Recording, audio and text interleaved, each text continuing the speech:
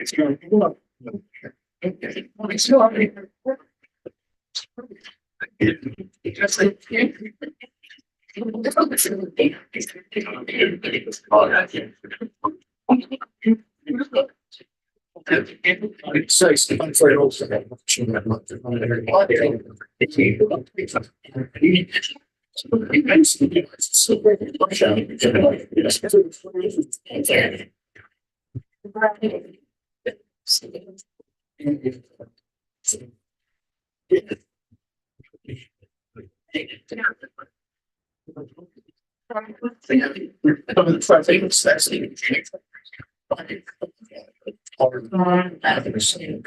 Saturday.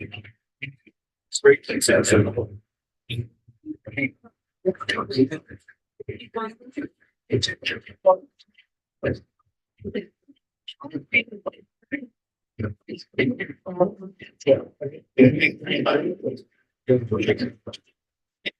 Safety. Yeah, still pretty good.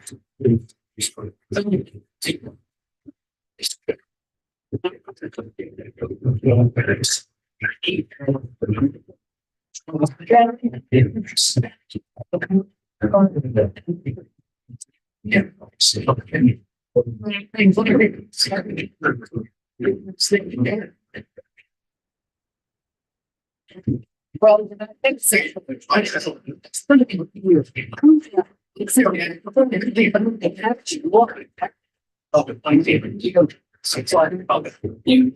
like those thieves, but it's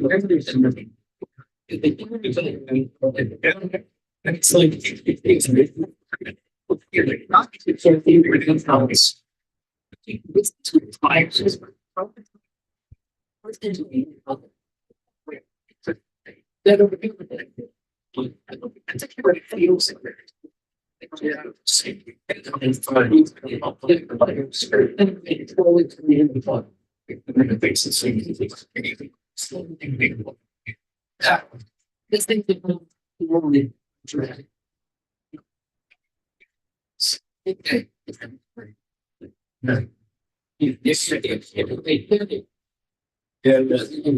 back whatever happened there. Quickly, sad experience because something. Well, I am thinking speaking with what much you pay. Parents or little things out of the face. Thank you.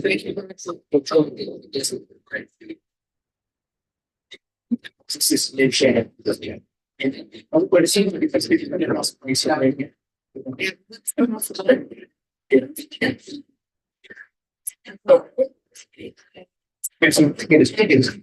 Certain things to the fourth part. Just right as source is the fish like that way. So this wait for back to the money. Eight above your fence, right? It's no. If you give it down, well, the peace act. So yeah, okay. Bringing them to everybody.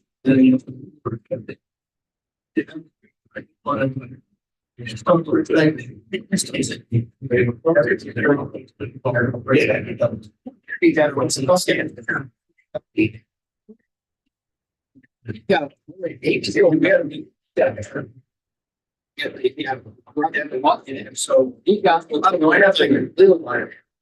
Actually, that's it. Yeah, the angle is in fact if I believe like you can follow out. I think we can check that. Shut the off. Yeah, to just play this.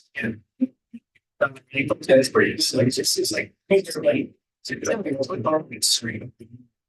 It's really within. So For technology. Yeah, it's scary. Hard sense. Perfect sense. There's a building that's. It's fire in the lakes. So.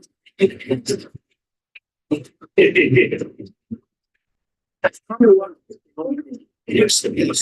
They got the chimneys. You should put it to soup. Right here. So. Somebody.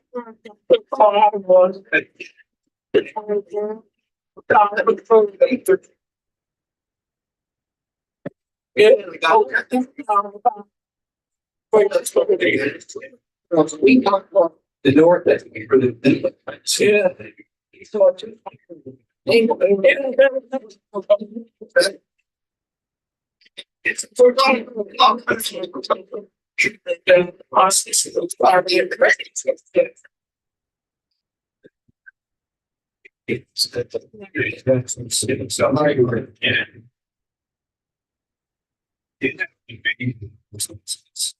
all different. The battery. Oh, it's got on point. Okay. For recharging. All right. There's a pointer. We got a mouse here. I might have to diddle this to make it active. Yeah, that's right. So good evening, everybody. Welcome. Welcome to the July meeting of the DVAA, and welcome to everyone on YouTube. Appreciate your coming out on such a nice night. I'd like to start out with news, something that's in the news. Our speaker, Bart, sent this photo around, which was maybe showing an impact on Saturn by a meteor or something. So here you see, this is, whoops, there's the shadow of the ring, or not the shadow, but the image of the ring. But it happened July 5th between 9 a.m. and 9:15. However, update is they couldn't confirm it with other scopes, so it didn't happen. This is just a bunch of errant pixels. So we thought it might be the first record of any kind of a impact on Saturn, but no way. So maybe another time.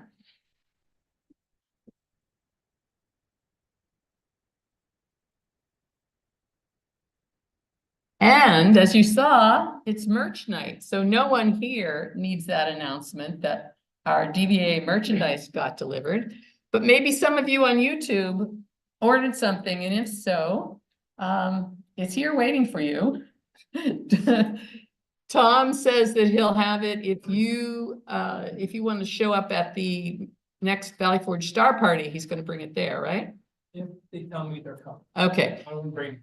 Okay, so if you didn't pick up your merch tonight, shoot Tom an email and about that you're coming to the Star Party at Valley Forge, or that you're coming to next month's meeting, right?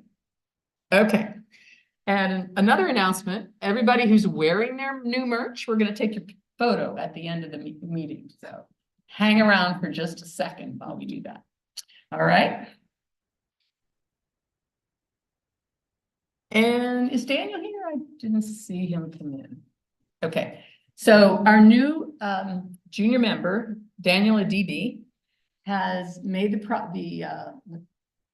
proposition to have a junior star party. So this is going to happen at the next Valley Forge Star Party.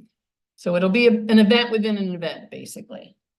And what this will be is for kids, preteens, teens, and their parents. We'll set up some of the telescopes at kid level, so like super low, so they can actually see. There'll be some telescopes that they can operate themselves, some little tabletop dog kind of things. And there'll be people there to help them. So what you should do is look for the DVAA banner, which will be lit up, and that'll show you where to go. So that ought to be a lot of fun. And it's August 2nd with the backup date of the 3rd, starting at 8 p.m. Okay, another new event.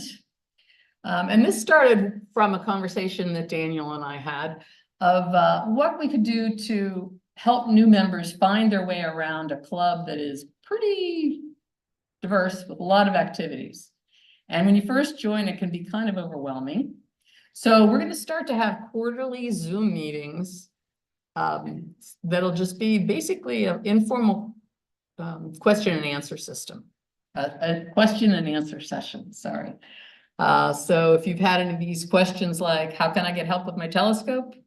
How can I meet other members? How do I sign on to the groups.io forum? All those good things, you can get answers to that. So I invite you to sign on. It's going to be, the first one will be July 31st at 7:30 via Zoom. And the link is on the website if you go to dva.org. Don't worry if you can't make that one. We'll have another one in another 3 months. And you don't have to be a brand new member, just anybody who really, joined within the last hour or two. Year or two, that's fine.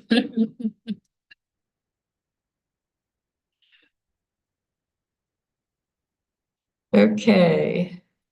So a rundown again of the upcoming events. July 24th through 27th is the Stellophane Convention. Is anybody planning to go? Oh, wow, great. Okay. And if any of you would like to know what is it, and should I register, and should I go, talk to any one of those people who had their hands up. Put your hands up again. Okay. These are the folks to talk to. It's a fun time.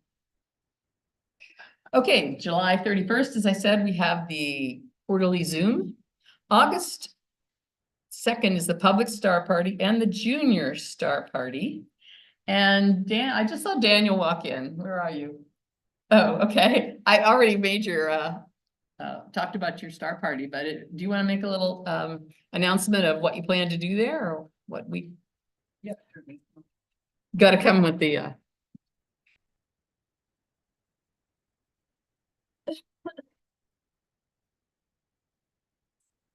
Hi, everyone. I'm Daniel. I'm the youth board member for DVA. Basically, our star party, youth star party is just going to be a separate area for kids or teens who want to come also. We'll have 2 telescopes there, one that will be operated by me, so I'll kind of like run down, give some basics on observing, and then we'll also have a telescope there that can be operated at a kid level.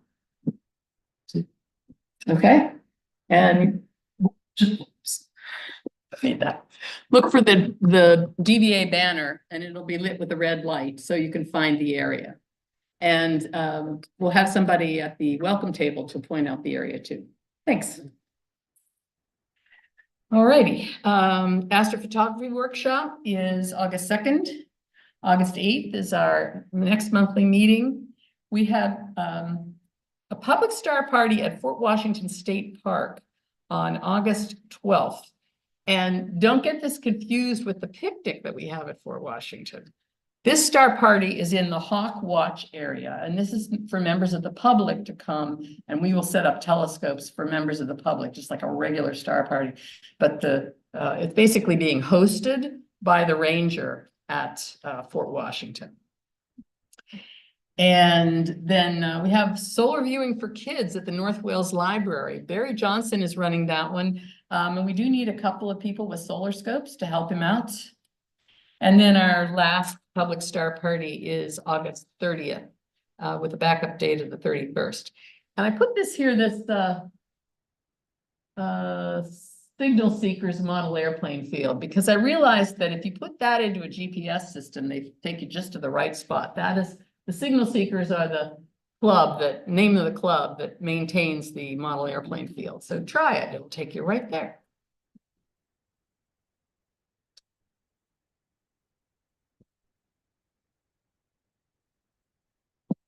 All right, and I'd like to announce one of our favorite events is our annual picnic. This is open to the public. It is September 12th, 2025 starting at 5:30 p.m., rain or shine. And this year we're going to have an astronomy trivia competition, okay? Now, for those of you who are intimidated by only a few sections will be really heavy astronomy. There's going to be other categories that I'm sure you'll do better at.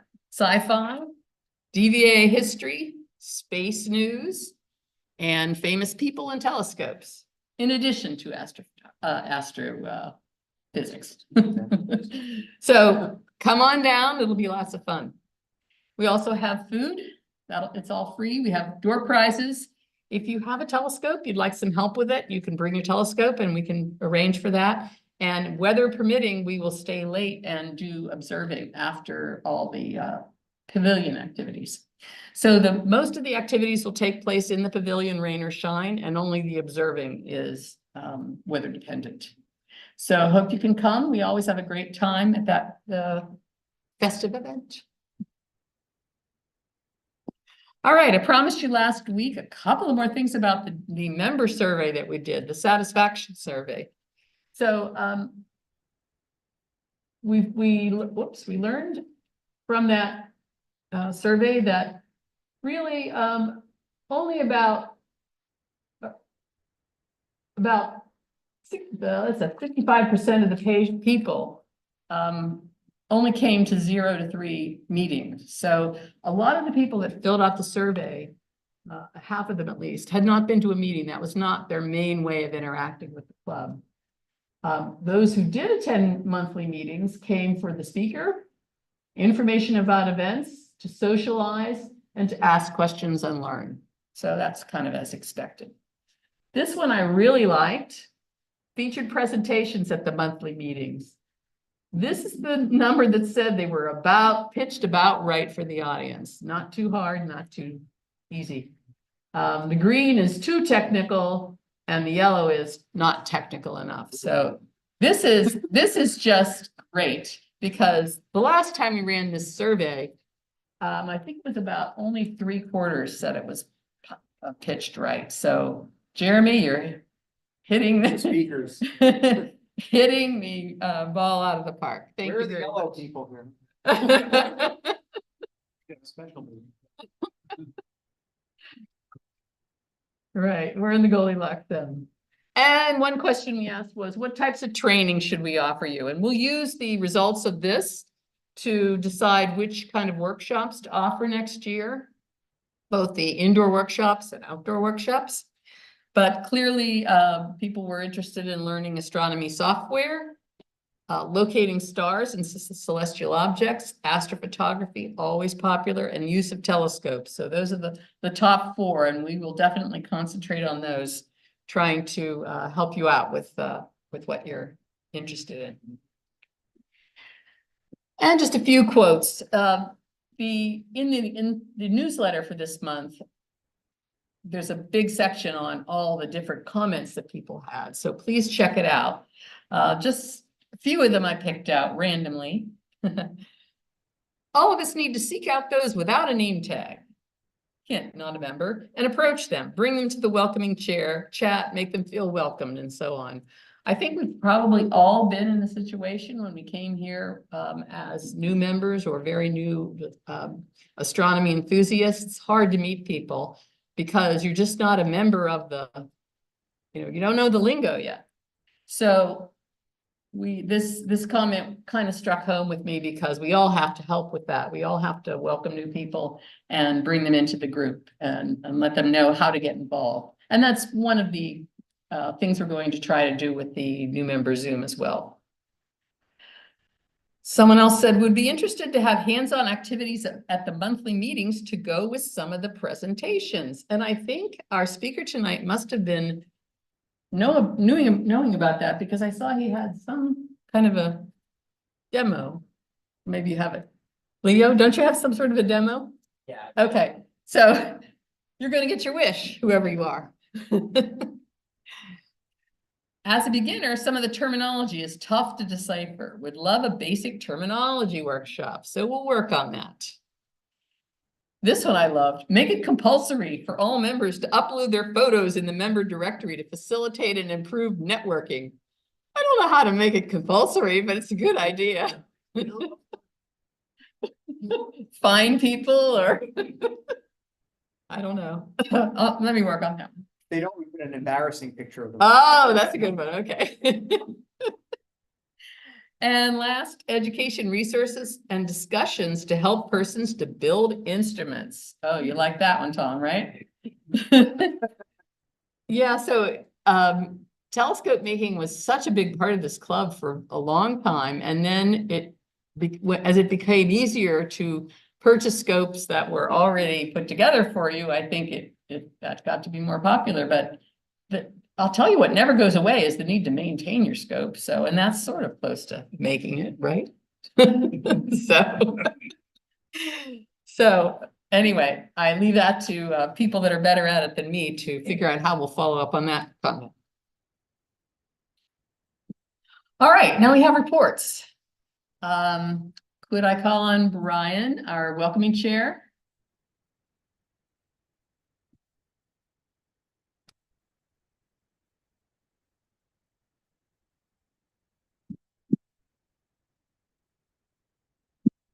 Brian Lee, the DVA welcoming chair. This is going to be a shock. We don't have any new members this month, but we do have a couple new members from the last month and the month before. Please welcome Stefan and Andy Lesher.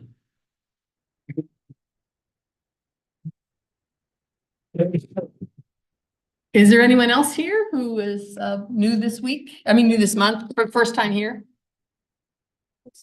Ah, okay. Stand up so we can welcome you.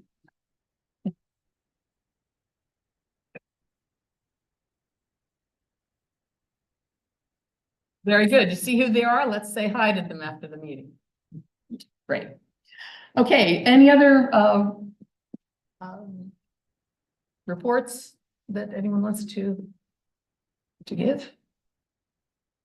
I was asked to make an announcement about the availability of room at the Big Dipper Lodge near Cherry Springs. The Blocks have rented that cabin and they have space in the upper floor. So it's a queen bed and a single bed, and it's the 26th through 8th, is that right? Of July. So raise your hands so they know who you are. So talk to Craig and Tracy if you'd like to take them up on their kind offer. Thank you.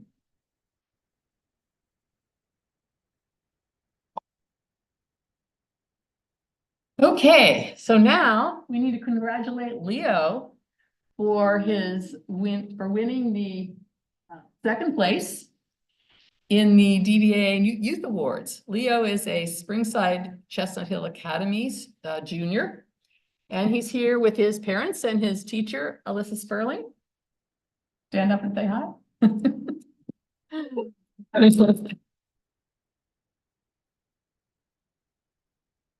We'd like to invite Leo to come up and give his presentation on high altitude ballooning for muon detection.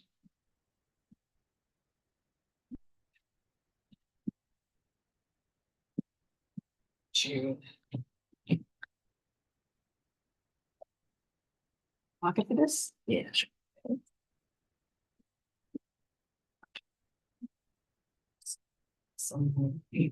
So. And then cool, thank you. Here's your presenter. It's always the opposite button from what you think. And there's the pointer that. Okay. Thanks. Sure. Oh, and you stand here. The YouTube people will be able to see you. Oh, thank you. Hi, I'm Leo, and this is my presentation on high altitude ballooning for muon detection. This was preliminary feasibility testing for a larger international collaboration. I will start off by saying that this project was done with 3 other research collaborators, students at SCH, but I was the focus on the engineering side of things, so that's what I'll mainly be presenting on today. This project was facilitated by Devil Dragon Ballooning, which is a collaboration between SCH and Drexel University to launch high altitude weather balloons. Oops. Okay, so introduction to cosmic rays. So what are cosmic rays? Cosmic rays are large amounts of high energy cosmic rays that come from solar events, and they come from any high energy events from outer space. So things like pulsars or solar flares or nebulas that release lots of energies. energy, and when these hit the Earth's atmosphere, they decay into different subatomic particles. And the main particle that we'll be focusing on for this research is a muon, because it is 200 times heavier than an electron and has a longer half-life than other subatomic particles at around 1.7 microseconds, which makes it easier to reach lower parts of the atmosphere and easier to detect. So the way we did, high altitude ballooning. So what is high altitude ballooning? High altitude ballooning is launching high altitude weather balloons, which are balloons made of latex that are filled with either hydrogen or helium. And these fly to around 100,000 feet, where they burst and come back to the ground. So these balloons are equipped with tracking devices, cameras, and any sort of scientific payloads for data collection. In this picture, this was a picture of a burst shot of a high altitude weather balloon that our program has been working on collecting this exact shot for about 3 years. And we got this shot in the fall of this year, where you can see the balloon freeze framed of it shredding in the upper atmosphere. So the way we detect these particles are through particle detectors. So the one over here is a cosmic watch, which is a particle detector that's developed by MIT. Where it has two scintillators that are around 5 centimeters by 5 centimeters. And these scintillators confirm particle events by making sure they pass through both scintillators. And this happens by when the particles pass through it, it emits photoelectron pulses that then confirm into a data logger. So this is a particle detector that detects all sorts of particles, but it ends up being mostly muons because they're able to reach the lower atmosphere. The next particle detector that we used was an Edgemon developed by MDetect out of a company in Australia. And this is a particle detector that specifically collects muons and only muons because it's tuned for those. And it has a larger scintillator plates of each of them being around 150 centimeters by 150 centimeters. So they're able to detect more particles and at a higher accuracy. These ones off the shelf are about $100, whereas these ones are about $2,500, but we work on this research with the company in Australia, and they actually give them to us for this collaboration. These end up being developed by SCH Drexel and the University of Delaware, these specific ones to have an external data logger and external battery that can withstand flights to 100,000 feet. So when the first experiment that we ran was a particle detector tilt test, because after speaking to the company that develops these particle detectors in Australia, they explained to us that as the scintillators deviated from parallel to the Earth's surface, they would detect less events. So we wanted to confirm that theory in our lab, because we knew when we launched them on a high altitude weather balloon, there'd be lots of shaking because of the wind in the upper atmosphere and when these balloons are traveling at up to 200 miles per hour. So the way we ran this experiment was with both the cosmic watch and the particle detector, and we deviated them from 0 degrees at 15-degree increments to see the events per minute decrease. And the particle detector, the cosmic watch, deviated around 2.8 degrees per 15 degrees of deviation, 2.8 events per minute.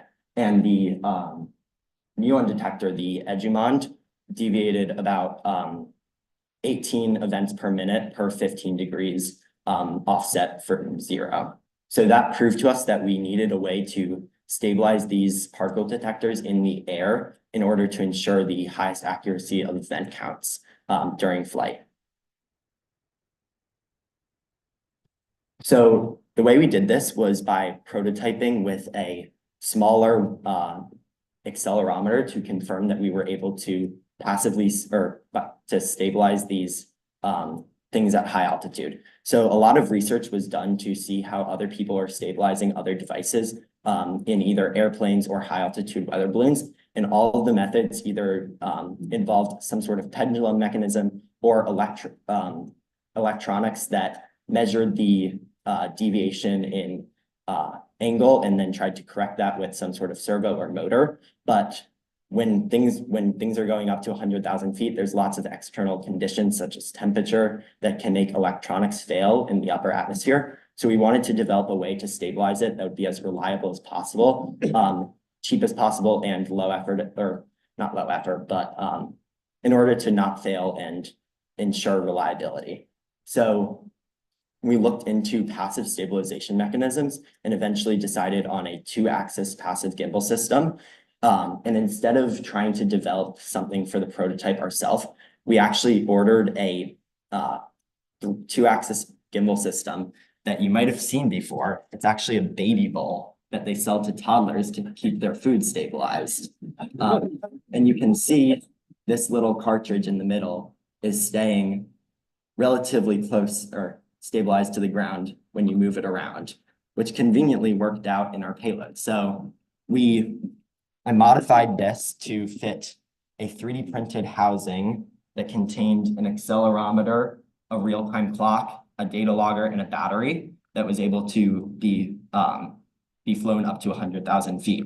And as you can see, when I shake this around, the accelerometer stays relatively parallel to the Earth's surface, which was the ultimate goal. This was then rigged in parallel to a unstabilized accelerometer. So down here, you can see that is the stabilized accelerometer, and that is the unstabilized accelerometer in there. That is the exact same setup so that everything is as consistent as possible. And these are rigidly fixed to one another so that we could measure them at the same level, and they wouldn't be at different points in the payload stack on the high altitude balloon. So here is the data that I collected from this experiment. And on the top, you can see the stabilized roll in blue and the unstabilized roll in red. And on the bottom, you can see the stabilized pitch in blue and the unstabilized pitch in red. And the first thing you see with this graph is the amount of variation in the red, where there's much less variation in the blue. So the exact numbers was that the unstabilized accelerometer was about 38 degrees in the pitch and about 12 degrees from 0 on average in the roll. And the stabilized it end up being around 10 degrees in the pitch and around 8 degrees in the roll, showing that the pitch went down by about 30 degrees and then the roll went down by about 5 degrees.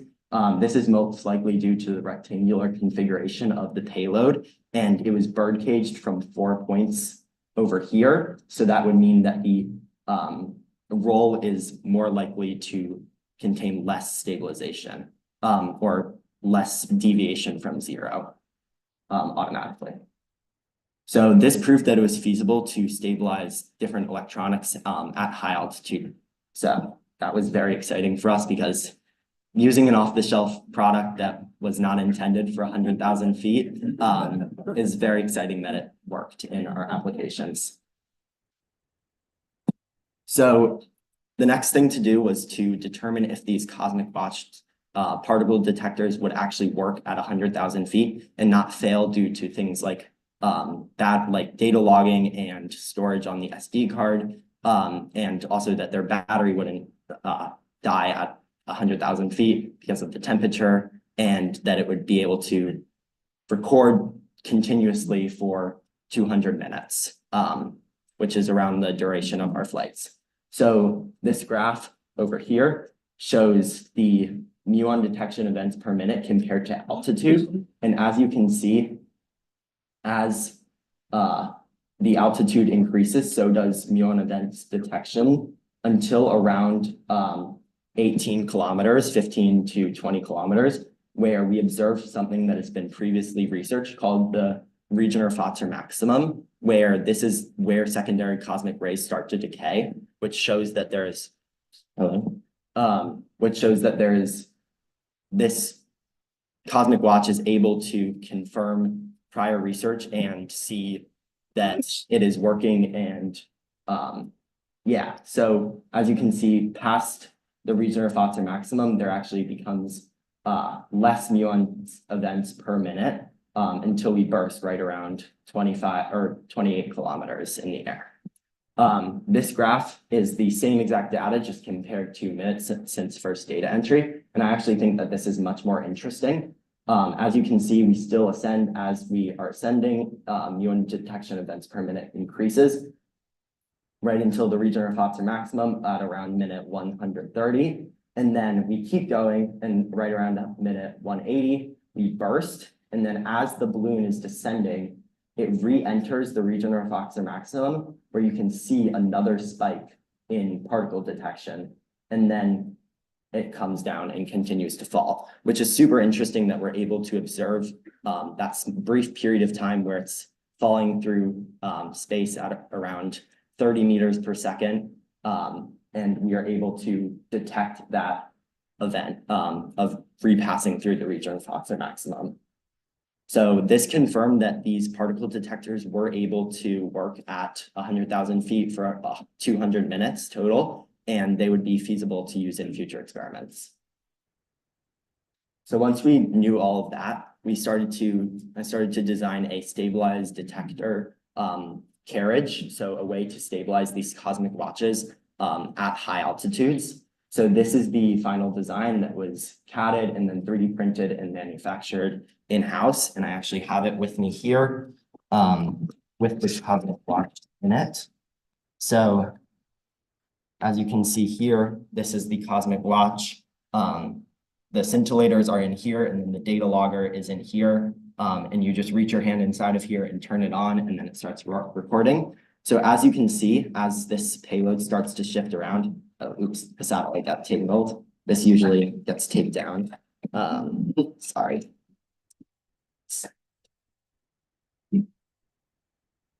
So this is a little satellite just to connect to different satellites to confirm the time on the clock. And as you can see, as this gets tilted around, it continues to stay parallel to the Earth's surface. So as you can imagine, this being put into this box and then this getting flung through the air at 200 miles per hour, going around 5 meters per second up, this is able to stabilize this device entirely without the use of electronics, which is very exciting. And we wanted to test this. So this was flown on a launch in May, where it was fixed to another identical cosmic watch that was right above it, and fixed rigidly to the stabilized. The unstabilized cosmic watch was fixed rigidly to the stabilized cosmic watch. And here you can actually see the two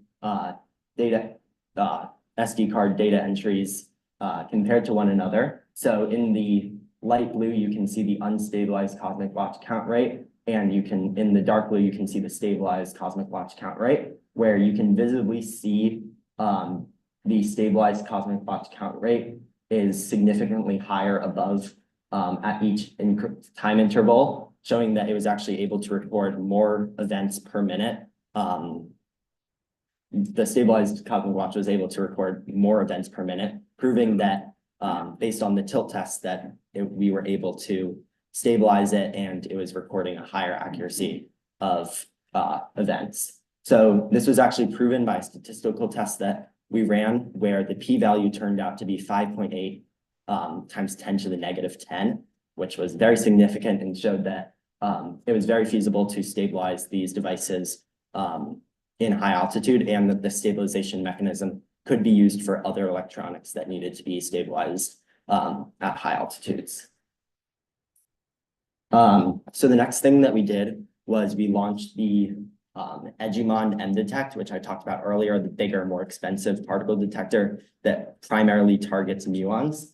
So this launch was also in May, and this is the data that we got back from it. So we only ran this particle detector once because it weighs 6 pounds, and it's the risk of losing it is we don't have a 100% recovery rate. Some of our payloads end up in the ocean, and when something costs $2,500, we don't want to be flying it every month. So we flew this once in May. We have a 12-pound limit on our payload, so this taking up 6 pounds is a big deal, and it's our primary payload on a balloon. And this is the data that we got back from it. And you can see at around minute 60, we at around 6,000 events per minute on the ascent. It actually reaches its first maxima and then kind of does not continue to follow the normal curve that we've seen in other detection, like particle detections. So we are actually in contact with the manufacturer of the Edgemon M-Detect to try, we provided them with the data and they're working to figure out kind of what went wrong. Our leading theory right now is that the particle detector wasn't built to handle such high count rates because this particle detector was not developed to be flown to 100,000 feet. It's mostly a classroom particle detector that they give out to different classrooms in Australia to do experiments with particles. So we think that the count rate just got too high where it started seeing some faulty numbers, as you can see by these weird curves between minute 60 and about 160. But once it starts going down through its descent, you can start seeing a normal curve again, which shows that it started working again, which just confirms the idea that maybe the count rate was a little bit too high towards what it could handle. So kind of moving on to what we're doing in the future. So we're part of an organization, a research collaboration called HERA, which is High Altitude Engineering for Research in Astrophysics. And this is a research collaboration between 8 schools in the United States, where 2 partner schools, a college and a high school, collaborate to launch high altitude weather balloons. So we have a site in California, a site in Texas, a site in South Carolina, and then a site in Philadelphia. And these teams are working together to launch coordinated high altitude weather balloon launches, where you send up the same exact payloads at the same exact time, so that they're each in their designated time zone, reaching the solar maxima at the same time, or local solar noon at the same exact time, so that you can simulate the exact same results and the same conditions between different latitudes and longitudes and compare the results collected from each of those sites. And the ultimate goal of this is to hopefully correspond the detection of these subatomic particles to the Earth's magnetic field, because these particles are charged, and hopefully we'll be able to confirm to see that these particles are more present towards each of the poles, which will happen based by having more sites at different latitudes to see when people are closer to the Earth's magnetic field or further away, what their where the region of Pfaffer maximum is for them and how many particles they're detecting. So we're launching we have our next coordinated launch is going to be in October of this year, and hopefully all 4 of our sites and maybe a 5th site is going to be launching all the same payloads, all the same particle detectors to hopefully compare data. And then we have a few more launches, coordinated launches that will hopefully be planned after that. So yeah, I would like to acknowledge Dr. Sperling, Mr. Randall, Rich, and Christy, who are faculty advisors from both SCH and Drexel. I would also like to acknowledge Aaron Gia, Judah Meyer, and Reed Noblock, who are my student collaborators on this project. Aaron mostly focused on the programming, Judah focused on the data collection, and Reed focused on the science behind all of this. I would also like to acknowledge Drexel University, who helped facilitate these balloon launches, and then the Nationwide Eclipse Ballooning Project, the Pennsylvania State Grant Consortium for funding this project, as well as M-Detect and University of Delaware for providing particle detector support. Thank you so much. Does anyone have any questions?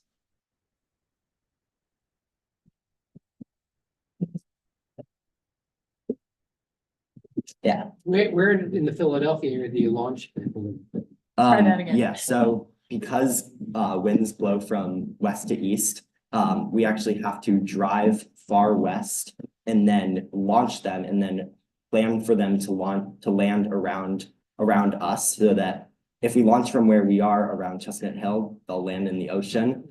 So we drive west in the morning, launch around 9 o'clock, and then drive east as the balloons are heading east as well. How far west do you? So it depends on the winds, and the conditions, but we've gone as far as, Maryland, and then we head back in the direction, and we try to have them land in the Valley Forge area. That was so much fun to listen to. Thank you. I'm gonna give the questioner the mic so that so the people on YouTube can hear them. Cool.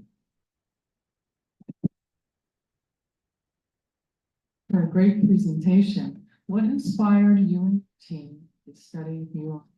And Yeah, so it was actually interesting. So Dr. Sperling was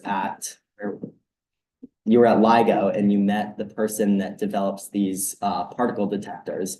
And Dr. Sperling said to them, we launch high altitude weather balloons. Why don't we put one of your particle detectors on our high altitude weather balloon? And then it kind of just kicked off from there. And we started forming these connections with schools in California. We presented at DAAS, and that's where we found a team in Texas, in South Carolina. And then from that, this research collaboration kind of kicked off. And we were interested in finding the correlation between different sites and their particle detector counts.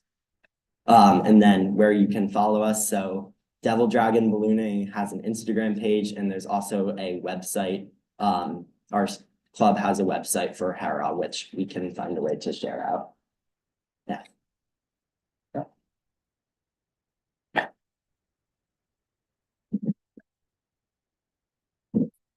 Do you have to report these launches, and who do you go through to do that? And what size are the balloons and payload capacity? Yeah, so we report most, not all of our balloons to. Say that. Yeah, we report all of our balloons to the FAA. And they do have some regulations, the unmanned aircraft, so they can't be above 12 pounds, and we can't control them once they're in the air. So once they're in the air, we have no way of steering them in any directions while being under the unmanned aircraft. There's a few rules and regulations that come with this. We have to be under 12 pounds. We have to not fly near any major airports at around 30,000 feet or where those airports are heading. And we're able to do this all through, we calculate our path predictions through a program called SandHub, where you enter all the statistics about where you're launching from, when you're launching from, what balloon you're using, how big is your payload, where do you want to end up? And then you enter that all into a program called SandHub, which then spits out a path. And then the path is mostly accurate. It's accurate. We say that it lands within 10 miles of the predicted landing area. So that mostly happens, which is great if everything goes to plan. And then the balloons, we mostly fly either 800 to 1600 gram balloons, which can inflate to about anywhere from 4 to 12 feet in diameter. And yeah.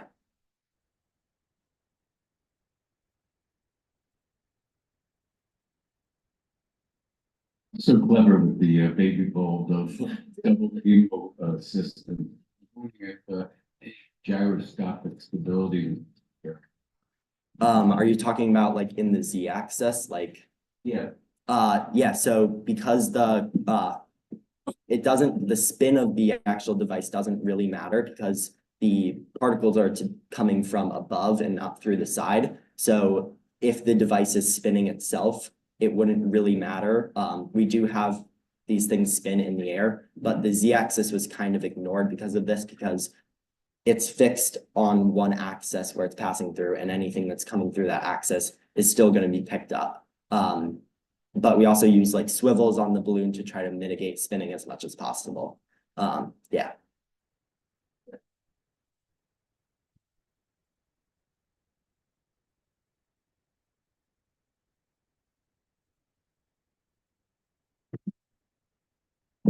Do ions get emanated from the sun, and they're above most of the atmosphere, so that's why you're getting most of the detection? What happens when they pass through the atmosphere?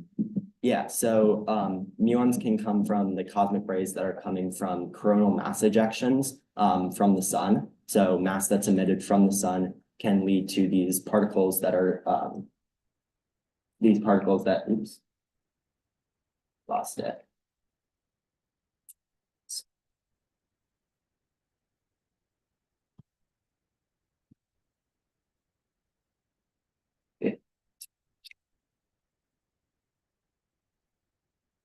So the muons are mostly contained around the region of Pfalzer maximum. That's where the highest density of the muons are. And that's because this is the point where these primary cosmic rays start to decay into other particles. So they're mostly around that observed 18 kilometers, but they come all the way down to the lowest atmosphere and down to Earth, which is what we were able to detect, is that these actually come down because of their half-life all the way down to surface level. Just very few of them. They get higher, more concentrated as altitude increases. Thank you very much. Now I'd like to invite Al Lamperti, who's the originator of our Youth Awards program, to present the award.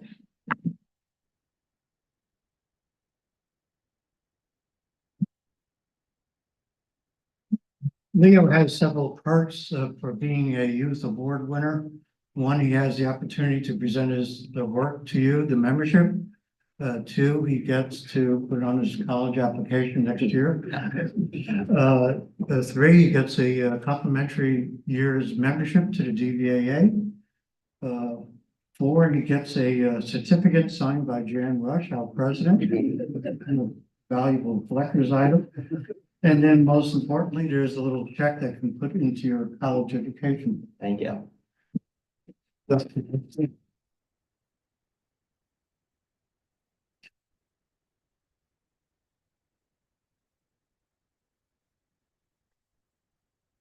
Thank you so much.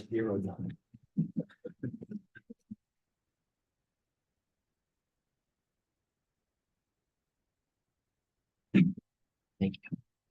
That's really great.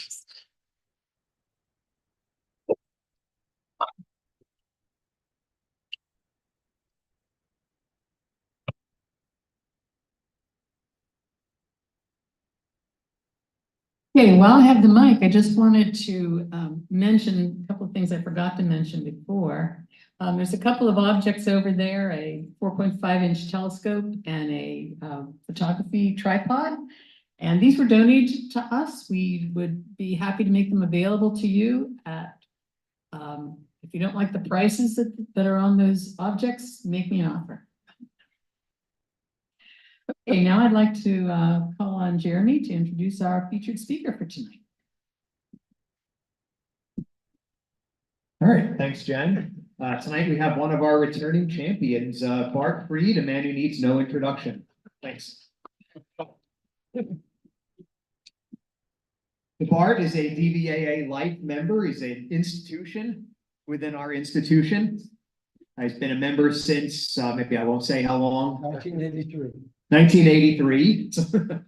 He's been involved with us for a very long time. He's also been heavily involved with the Amateur Astronomers Association of New York. And he's also the founder of the Antique Telescope Society. So Bart's interest is in old telescopes and especially refractors. And he's going to be telling us about a new telescope, which is going to be installed in that haven for astronomy, Brooklyn, New York. Please join me in welcoming Bart Freed.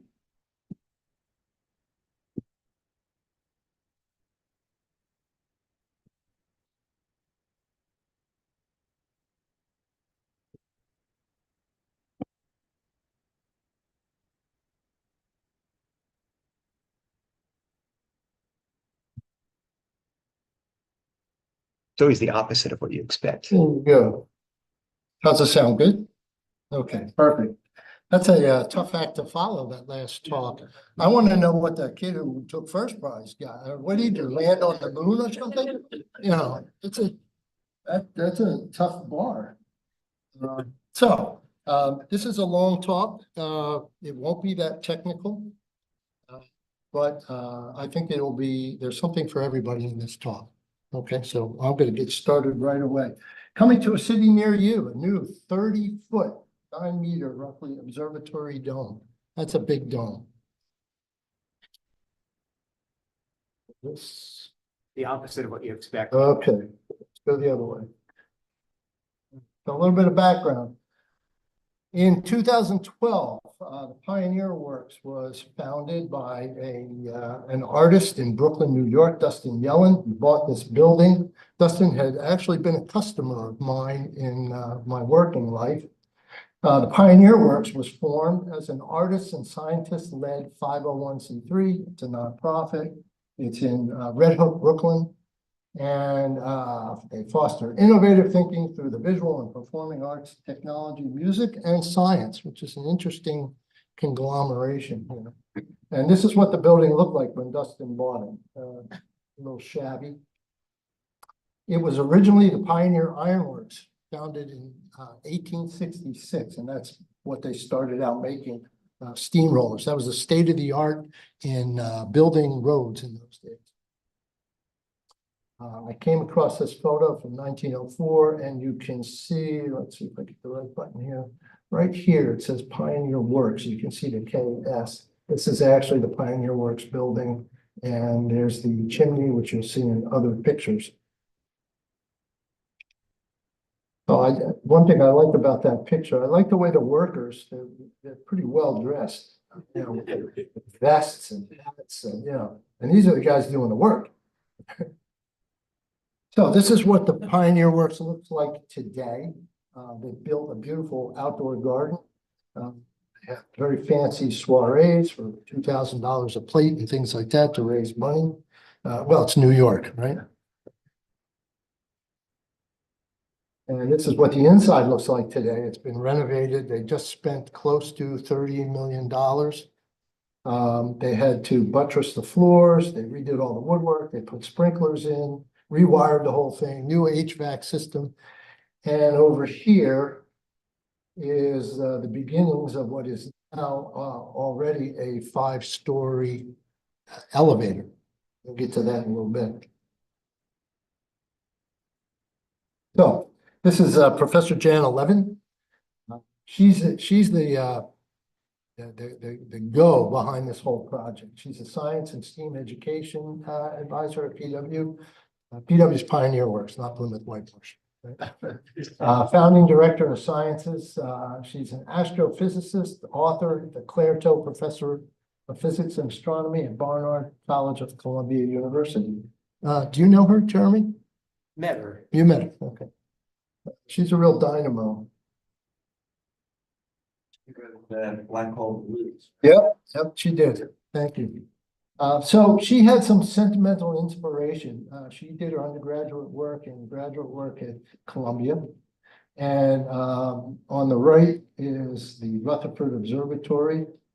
Fred Ortlieb, who's here in the audience, and I raised the roof about 1/2 inch when it got stuck. We lifted the whole thing up. I was really feeling strong that day.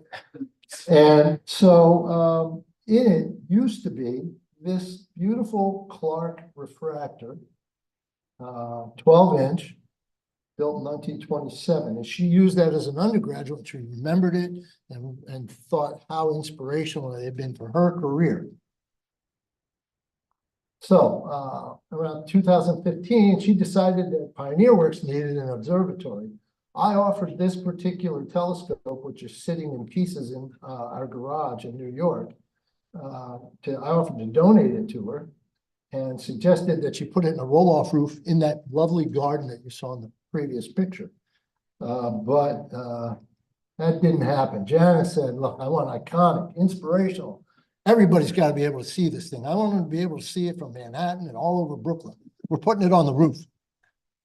Okay, well, that's a bad idea.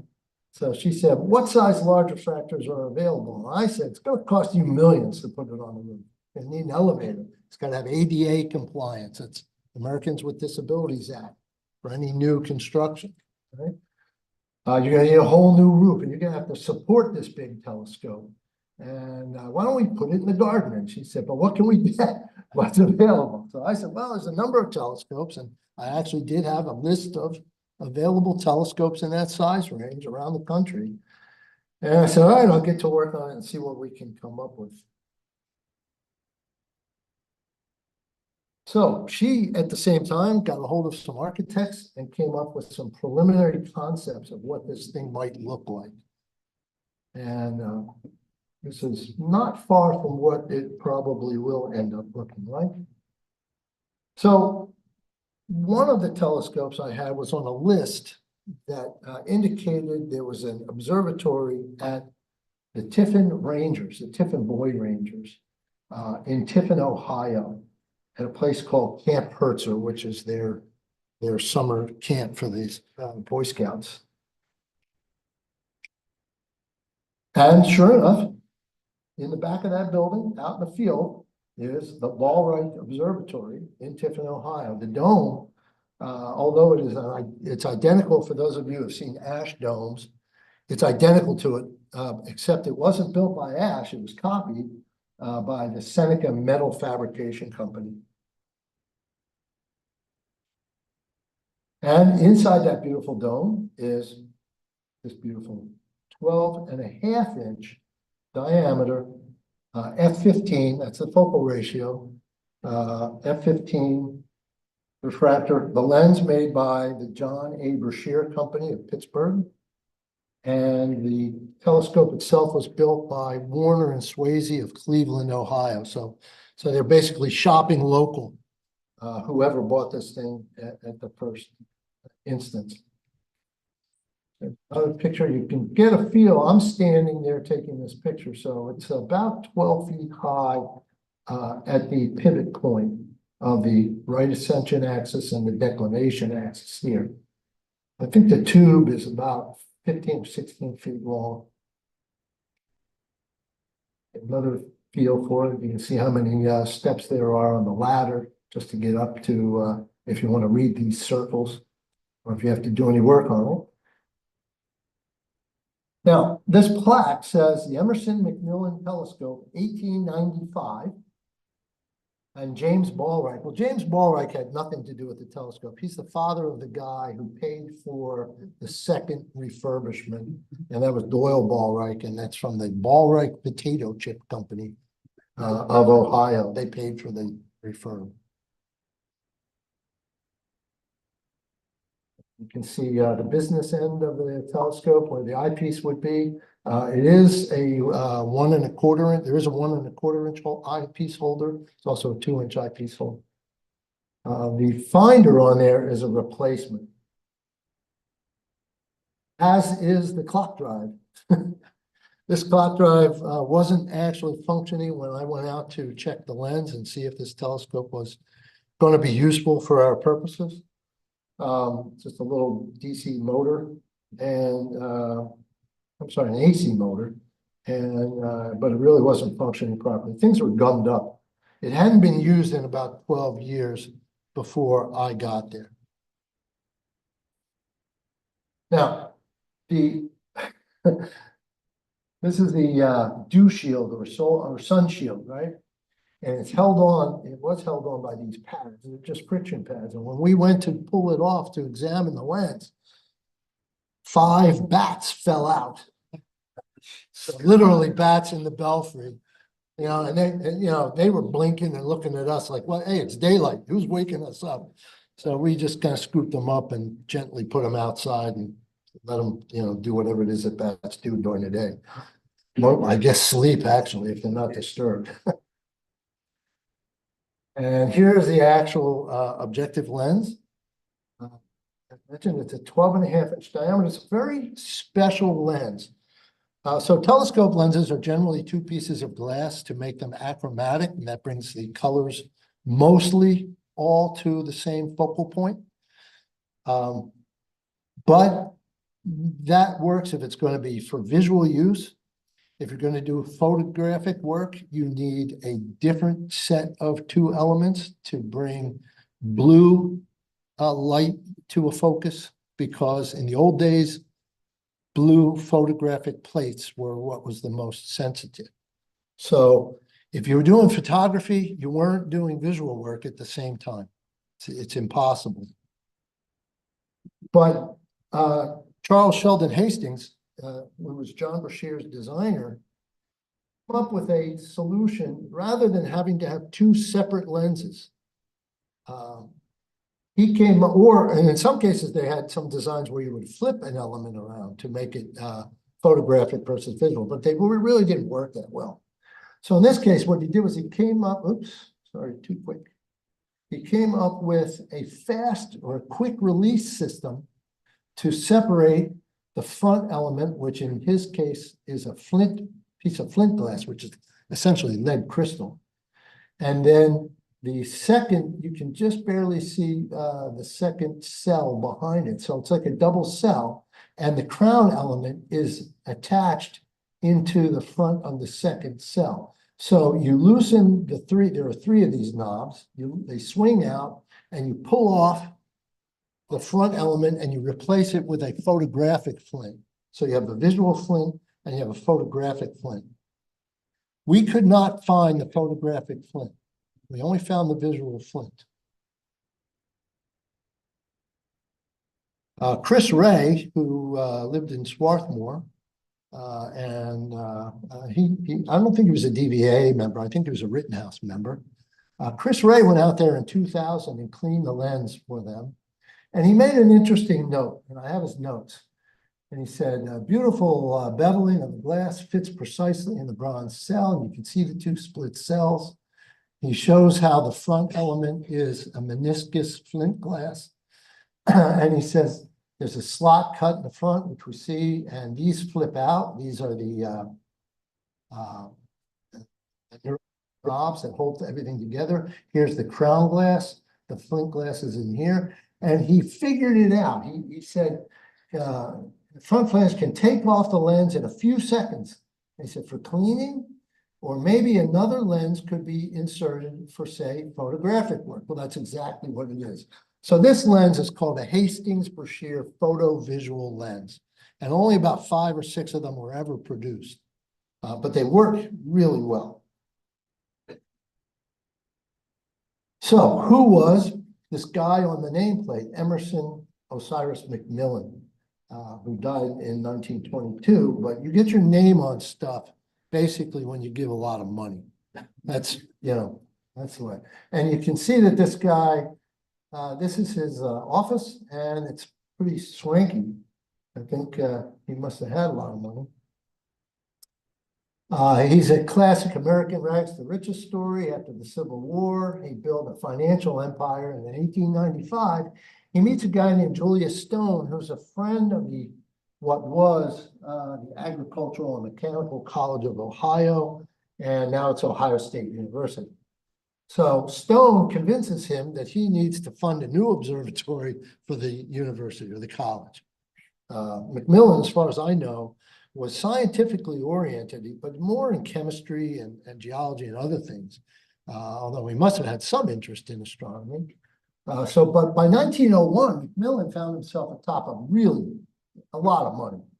He was in firm control of 40 public utility companies, president of over 60, and head of banking firms with assets in excess of $40 million. That was a lot of money in 1901, right?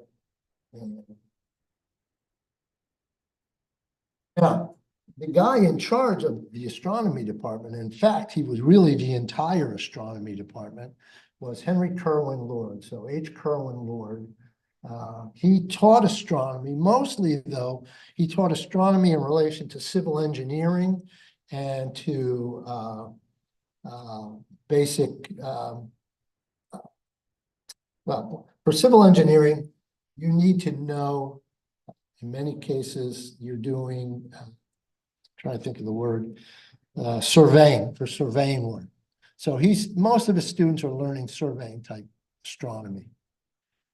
But he himself was into research using spectroscopy to study the constituent elements of stars and nebulae and things like that.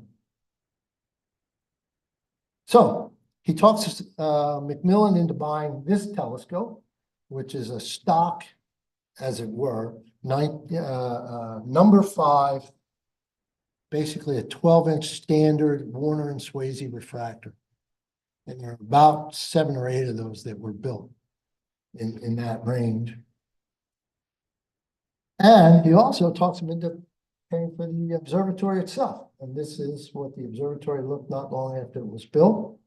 It was really a beautiful observatory.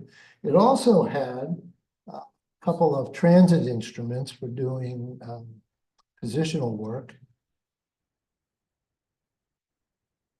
And here's the telescope. This is the same telescope that we saw in the earlier photographs. Okay? However, this is when it was first installed. This is roughly around 1896 or 97. It's only about a year or two after it went in.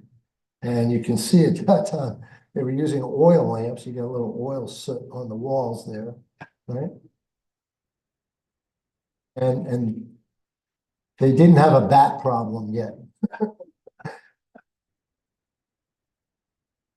There are there's a transit, and this is a portable transit. So these are used for making measurements when stars pass through the meridian. You can do timings and you can set your clocks.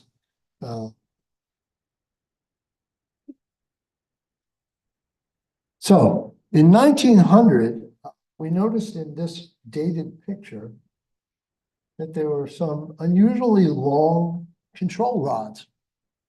And we couldn't figure that out for a while, what that was all about, until I came across an article that he wrote, that Kerwin Lord wrote, where he talks about the spectroscope that they bought, also from Brashear. And you don't see the long rods yet. But if you're down here doing spectroscopic work and you got to move the telescope, how do you reach the rods? Right? However, they must have planned for it, because if you look very carefully, you can see that there are these little pins here, and they'll show up in some other slides. That's what the rods were attached to. So they were built into the telescope right from the get-go. And maybe they just took this picture without the rods so you could see the spectroscope, but they certainly were there. Now, we also found this, and this is one of the smoking guns that told me that they were working on the cheap. They never got the photographic flint of this special photovisual lens design. They didn't need it because Kerwin Lord wasn't doing astrophotography. He was doing spectroscopy. Wasn't necessary, but eventually, after a couple of years, like only a year or two, he figured out that he wanted to do spectroscopy making spectrographs, which means you are doing astrophotography, but you're doing pictures of the spectra that you're taking.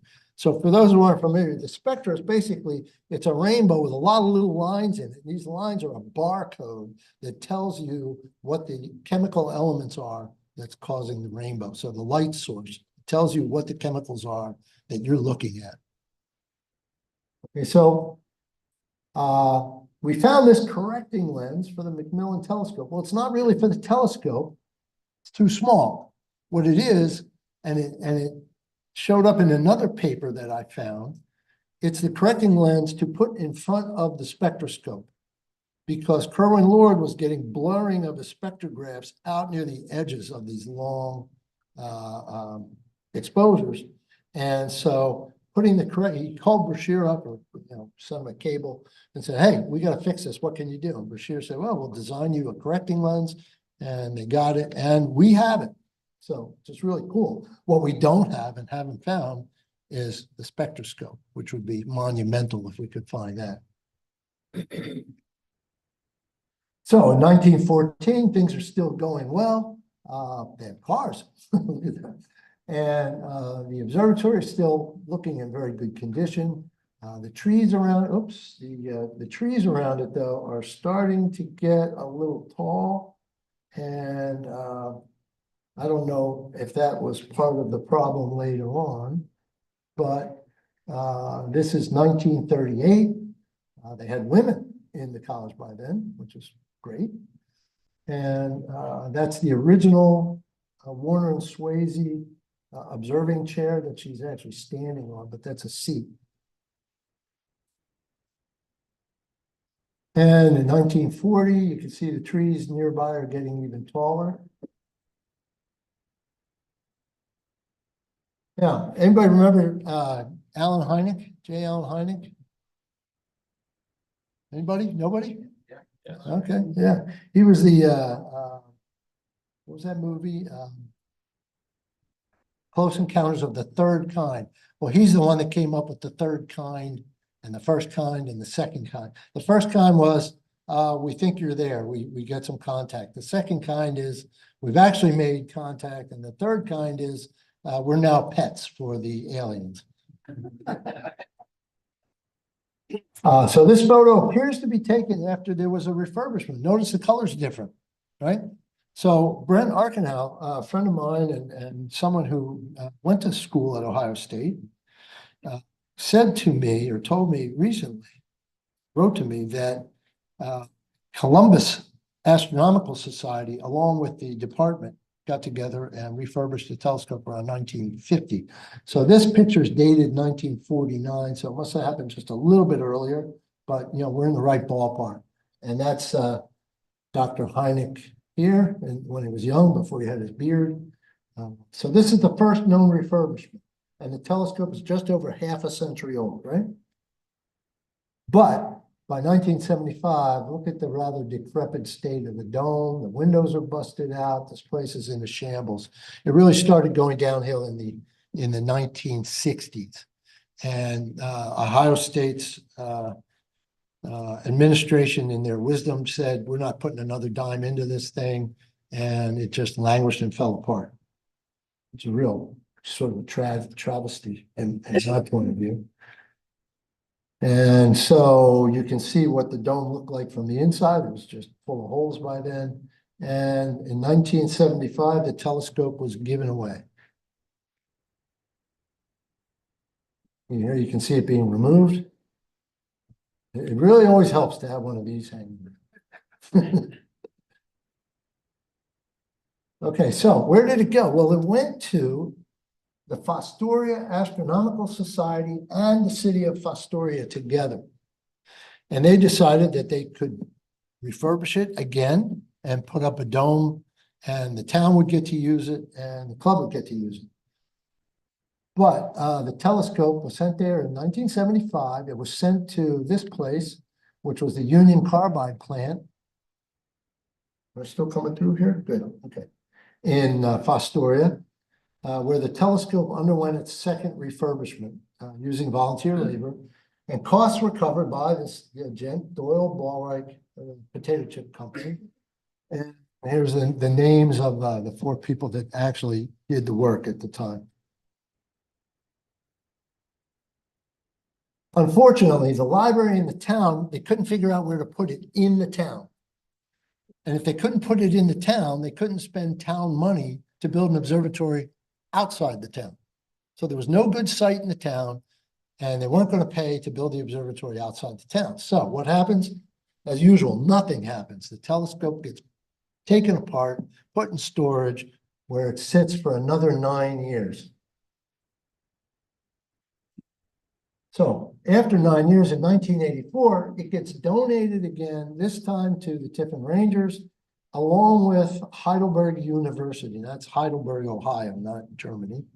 And they put this new placard on there, which we saw earlier, in honor of Doyle's father, James. And they changed the color to green.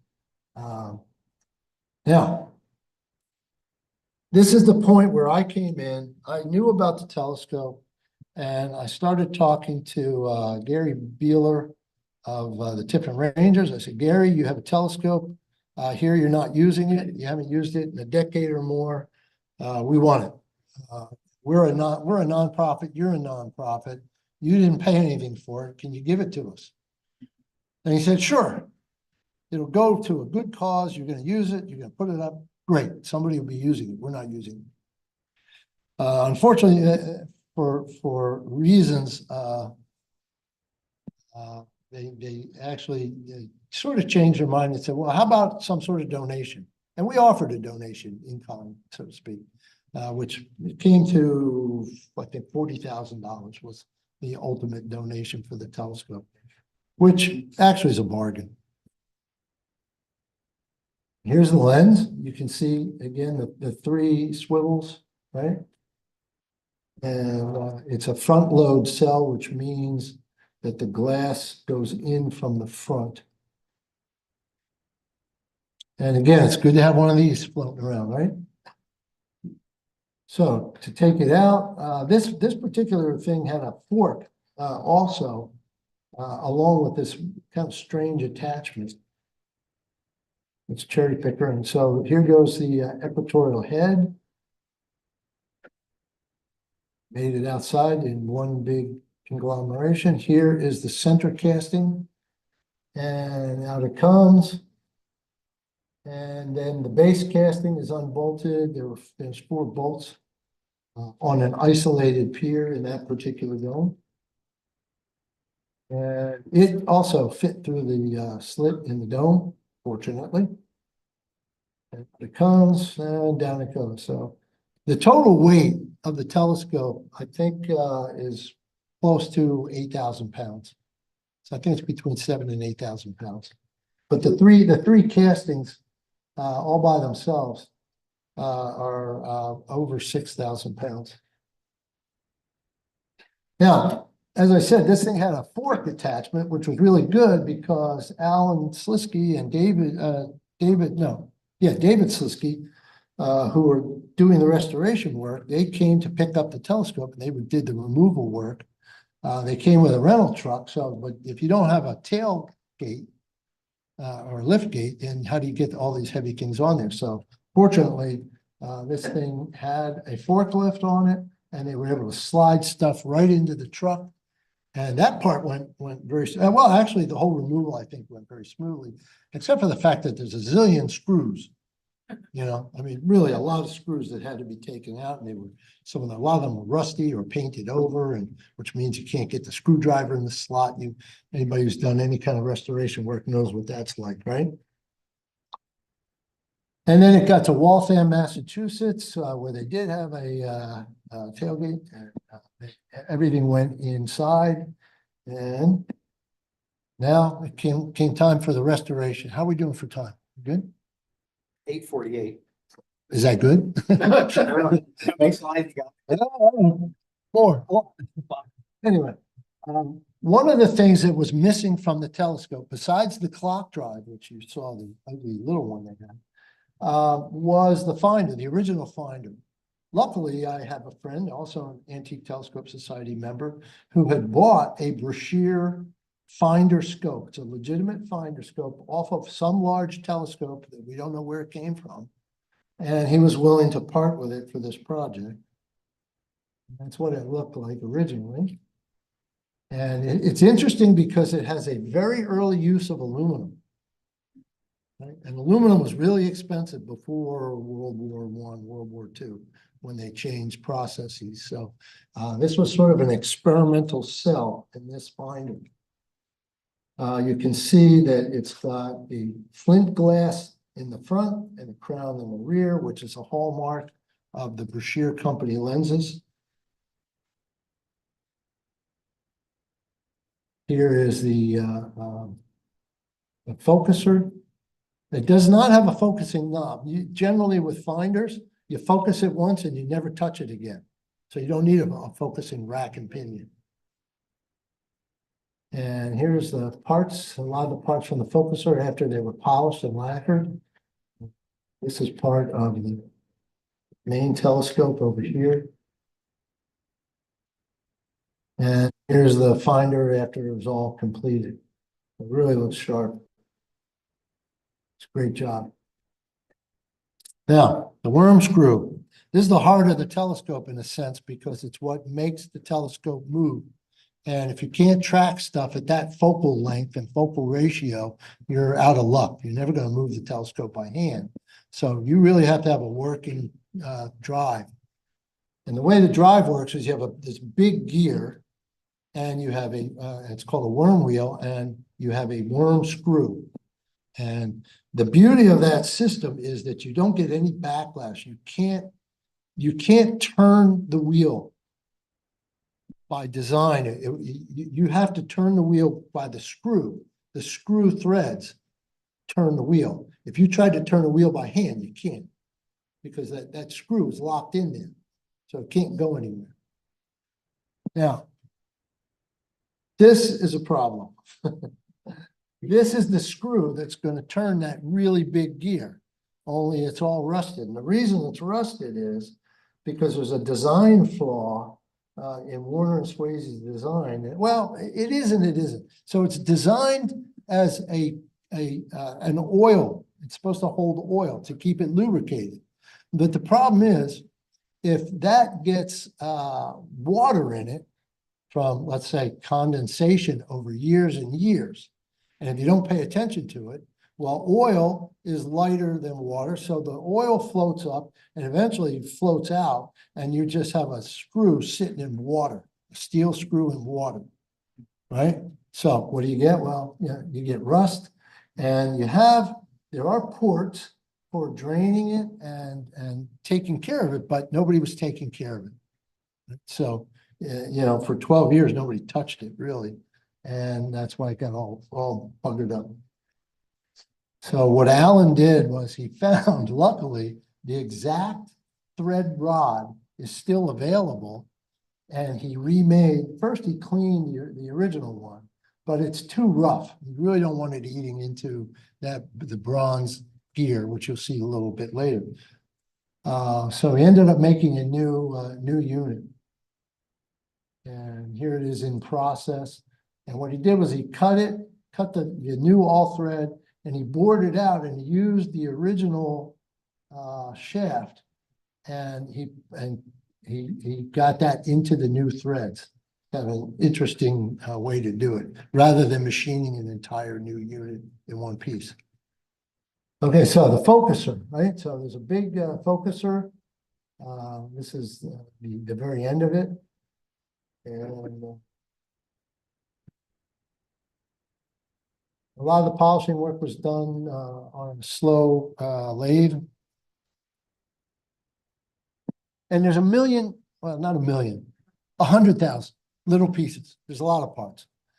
I mean, you have parts within parts, screws, other parts, and more screws, all on another part. And you got to keep track of everything. So Al has done a very creditable job of taking about 5,000 pictures. So if you think I've got a lot of pictures in this presentation, I had to use a hacksaw to cut them. And so the very tail end of the focuser is complete. And one thing he did was he made a modern 2-inch focuser holder so that we can use larger modern eyepieces with the telescope. And the tube assembly, right? So this is what it looked like when it was taken off the telescope and put in the shop for refurb. A lot of rust, pretty bad. This is actually a casting. The rest of the tube is steel. This is the center casting. The tube is made of really 3 components. The back end, the front end, and the center casting, which attaches the tube to the mount. Now, what you see here is just exactly what I have in my hand. It's a laser. So his other son, Aaron, got to play around with this really highfalutin laser cleaner that basically burns everything off the surface of the metal without damaging the metal. And it's not necessarily the fastest process, but it's a really good one. And it's very non-invasive. See it going back and forth. See it's taking stuff off. Now look at where it is on the right. That's already cleaned on the right. So where he's working on the left is going to look like where it looks on the right. To just shiny metal, right? I think he said that the whole unit only cost him about $700 or $800 to buy this laser cleaner. So if any of you are, restoring a car or something, that'd be a good investment. And they did a lot of work outside at their home. And here it's been repainted. And start to see it's coming back together. A lot of components are already polished. And lots of machine screws. Look at this, right? And there's just as many on the other side. Focusers now mounted on the tube assembly, so the tube assembly is done. See, the eyepiece holder is in this case holding a 2-inch eyepiece.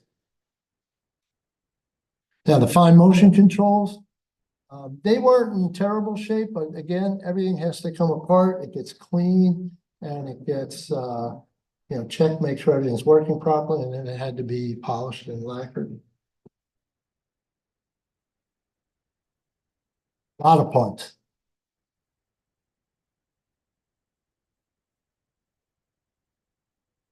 One of the assemblies reassembled. Now, these are the little knobs, and it took us a while to figure this out. We didn't put 2 and 2 together. We knew we had this picture of the long control rods.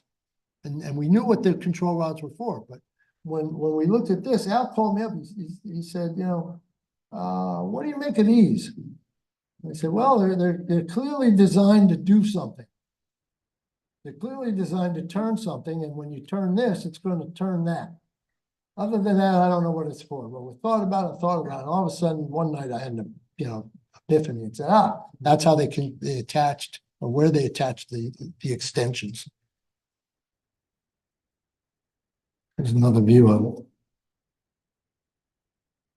So, again, this is right there. That's the unit we were just looking at, and that's where those things attached.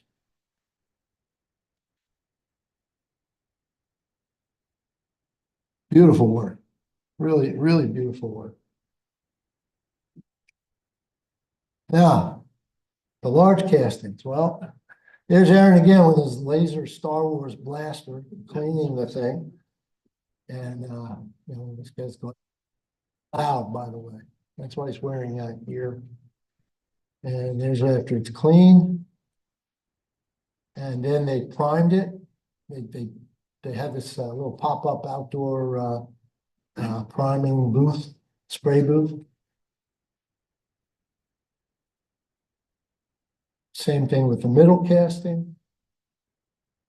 And then they got to the equatorial head last. That was a lot of work, the equatorial head. By the way, you can see, here's the worm wheel that we were talking about. This is the thing that turns the telescope, and that worm screw gets attached down here. And like I said, if that screw isn't good, the whole thing doesn't work. Now, interestingly, the bearings, there's a lot of Babbitt in there. There are Babbitt bearings. I think that's what this is here. I think it's Babbitt. Is that right, Fred? Yeah, it's bad. Yeah, it's Babbitt. Sorry. And interestingly, also a lot of the gears, the big gears for fine motion control and for locking the telescope in place in both axes, the slow motion, they're split gears to get them on and off, rather than taking and swedging them on. They made big split gears. That's some really fancy machine work. Really fancy machine work. These guys were showing off. As according to Al, he says, "Oh, they were always showing off." Really interesting machine work. Now, at the bottom, this is the thrust bearing. So basically, the weight of the right ascension or polar axis is taken up by ball bearings at the bottom. Yeah, it's a thrust bearing, correct. Now you can see how gummed up and almost useless. And then again, you can see some of the Babbitt material at the top, but also now some of the lateral weight is taken up by these rollers. Safety shoes. Yeah. Yeah, you like that. Now, the guys who worked on this thing in 1975 signed it. A couple of guys signed the end plate of the declination shaft. And this is the rod that holds the declination counterweights. Big, heavy Acme thread rod. It's actually in pretty good shape. We didn't have to replace them. So cleaning this stuff again, a lot of it's handwork, just getting the old paint off. Aaron did most of that, if not all of it. Then the units went to a automotive paint shop. And now you can see, this is the color. And I can tell you that it took a year to decide.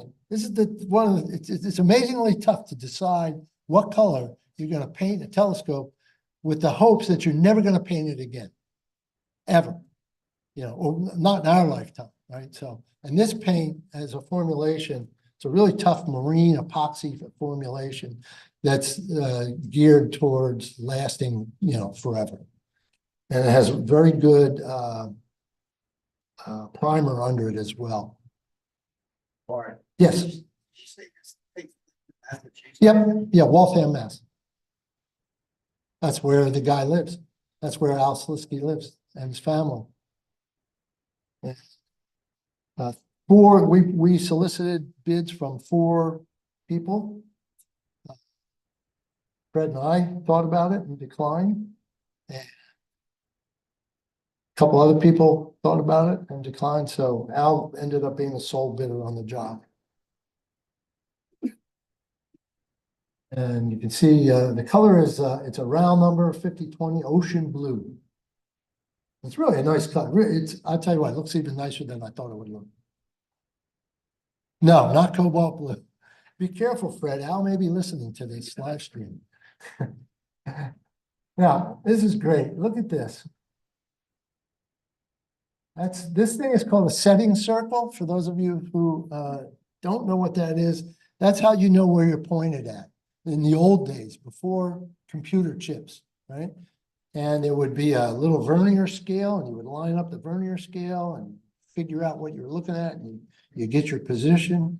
And it's actually a very accurate way of determining your position, unless you have, like, you know, a satellite. This is a pretty good way of doing it, but nobody does it this way anymore. But I can't wait to try it out. Here's the top of the center casting. And putting things back together, right? A lot of work, a lot of referring back to the photographs, right? So you know what went where, in which direction, and in what order did they come off? So what order should they go back, right? Now we have the same ball bearings, but they're a hell of a lot cleaner, right? Al decided that the Babbitt looked good. He left the Babbitt alone. Apparently, it will last a lifetime or more. And one thing you can notice here, repainting of the major lines on this. This is the polar or right ascension setting circle. And you can see here is that worm screw housing, right? All nice and clean and shiny, and how it mates up to this worm wheel or gear. It does. Yeah, but nobody ever took care of it. That's right. There are drain plugs in it, and it was ignored. It was probably ignored at Ohio State too. Probably a century of rust on that thing. So this is the clock drive housing with no clock drive in it. And here's again the right ascension circle. We had to make a decision. There are 2 systems that you can use. You can use hour angles, or you can use degrees and hours. And so we decided nobody uses hour angle anymore. And it's a lot easier just to go with a 0 to 24 system rather than hour angle would be 0 to 6 to 0 to 6 to 0. It's just a different system. You need, if you're going to do that, you need a clock, basically, a sidereal clock in the observatory for that system to work. Yeah, really nice. Everything's going together well. You can see these are where the verniers are for reading, and there's little eyepieces that go in here and here to actually read those very finely graduated silver inlaid setting circles. So the missing clock drive. Well, funny story about that. There it is. It was sitting there the whole time. Well, not the whole time. It had actually gone missing sometime before 1975. We don't know when. But Brent Arkansas says he remembers using the telescope with the motor in it before 75 at Ohio State.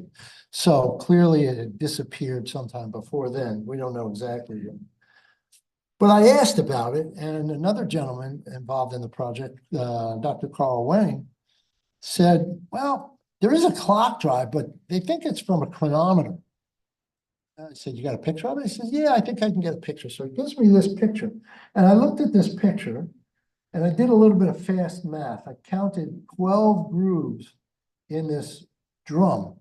Now, the way this thing works is you see there's a weight here and there's a cable, and the cable drops down to the weight and the weight pulls on the cable.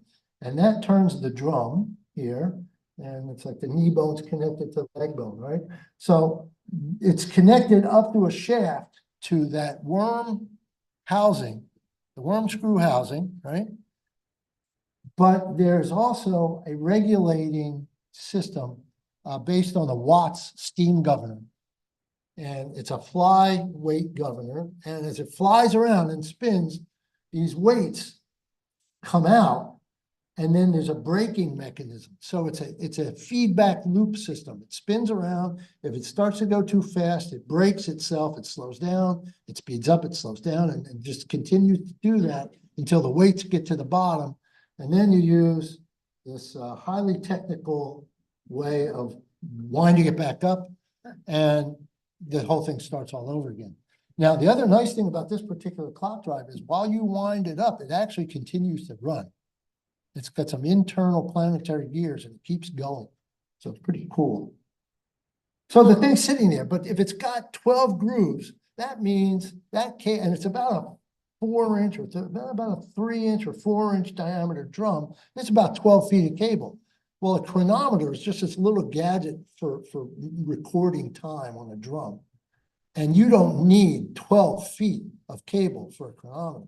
And you don't need a clock drive that big. And I looked at it, I said, well, Bart, you've seen enough Warner and Swasey telescopes. That's a Warner and Swasey clock drive if ever I've seen one. And it's big. And it's clearly the Warner and Swasey clock drive off of the Macmillan refractor. What's it doing there? And why did everybody think it was missing? Well, because they didn't recognize it for what it was, and that's fair enough because the astronomy department today would never have seen it and would probably not even realize, what it would have been from. And when they got it, it showed up like a baby in a box on the church doorstep, right? It just showed up one day in 2014. Now it was missing since before 1975. So somebody grew a conscience and decided to give it back, right? Because what would you do with it anyway, But it was in pieces, so they disassembled it, and somebody, whoever had it, couldn't quite figure out how it goes back. I mean, they sort of saw how it goes back, and there's some notes about it, be careful with it and stuff, but don't lose the parts, right? And then this was the rest of it. So that's how Ohio State got it back. And somebody in the physics department reassembled it and got it running. And it was sitting in Professor Rick Pogue's office on that milkmaid stool, basically as a conversation piece. So when I called Dr. Pogue about it, I said, I'm going to bet the farm that this clock drive is the one from the telescope. And I said, what we'll do is we can check the bolt pattern. And sure enough, the bolt pattern lines up, and clearly it's the right one. And so Ohio State and Dr. Pogue did the right thing and said, yeah, you should have this, and it should go back in the telescope. So our plan is to use the original clock drive, which was working from 1895 until somewhere around the 1960s or early 1970s. It functioned fine. There was never a problem with it. So there never really was a reason to put an electric motor in. unless the clock drive was missing for something. Yeah. Now, the weights that spin around here, right? They have graduation. And this is how you adjust the function of the governor, how you correct the speed so it tracks perfectly with the celestial vault, right? You want to keep a star in there and you want it to stay right in that crosshairs. So you have to be able to adjust it. But turning a cylinder, what's that going to do for you?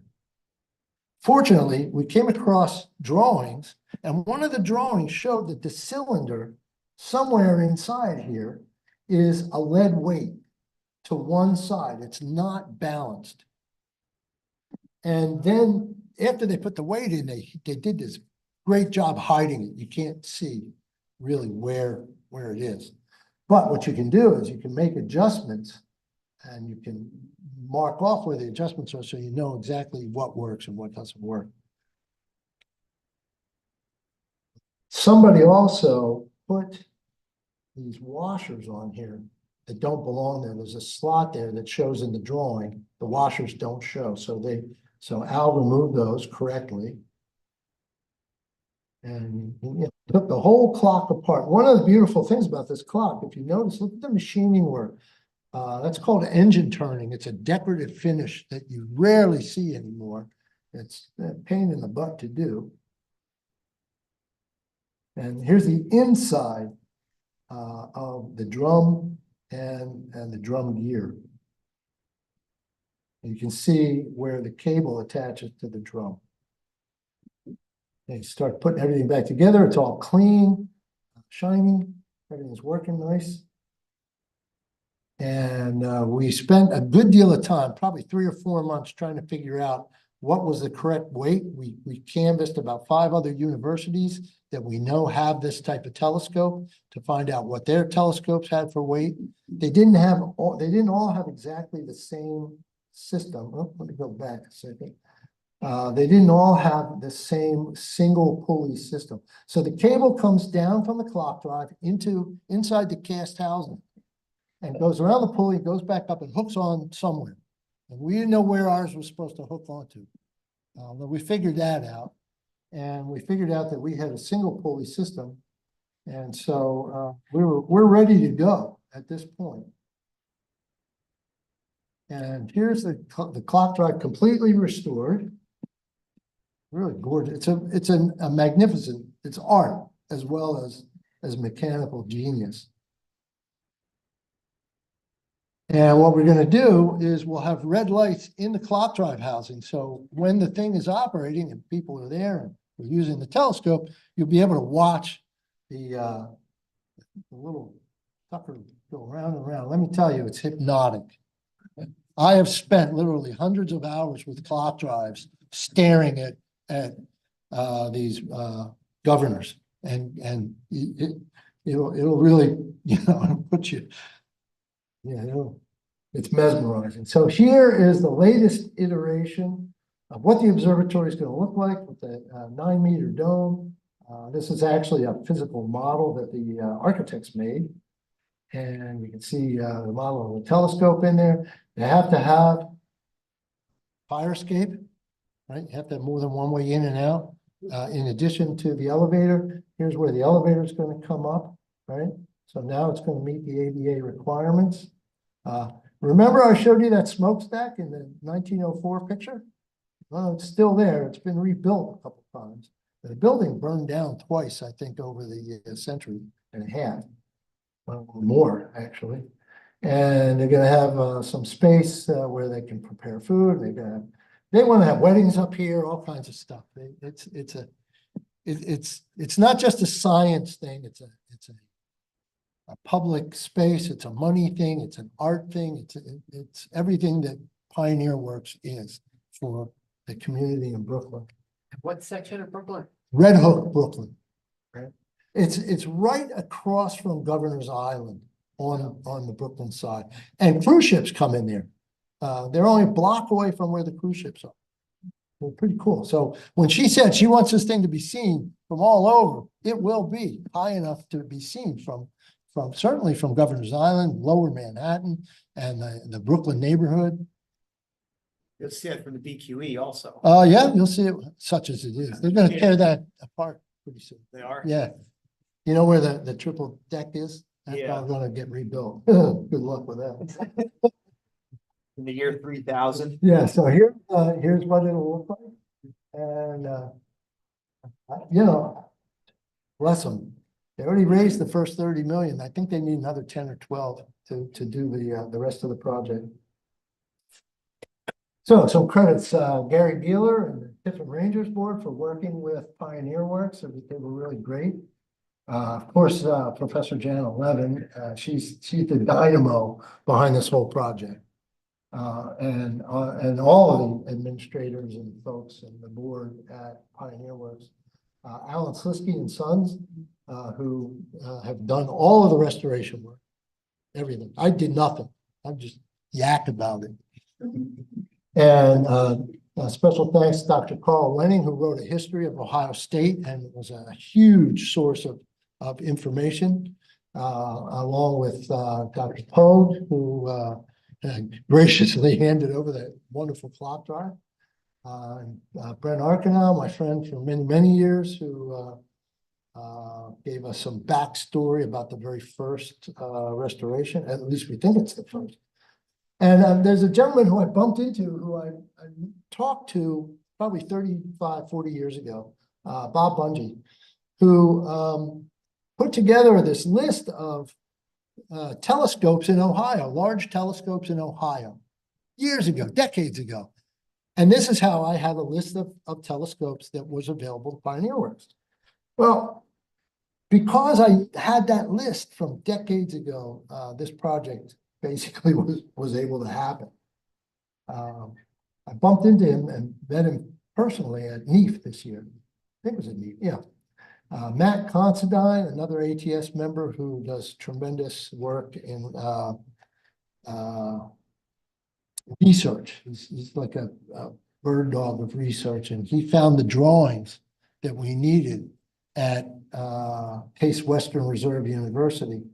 So I thank them also. They have the archive for Warner and Swayze, and we didn't know, and we thought there weren't drawings, but we were able to find them, a lot of them. And of course, the Ohio State University archives for some of their historical photos and information. So thanks. If anybody has any questions afterwards, there's my email address. I'll leave this slide up, and my phone number. You can call me or just email me if anybody wants any more information about the project. So I hope you found it interesting. Thank you.